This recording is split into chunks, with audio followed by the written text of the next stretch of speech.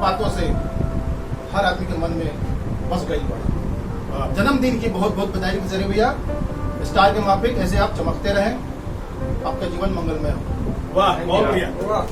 और wrapper style में जरा बोलिए happy birthday. Happy birthday to you भैया, happy birthday to you, happy birthday my dear Khesari भैया, हैप्पी बर्थडे टू यू।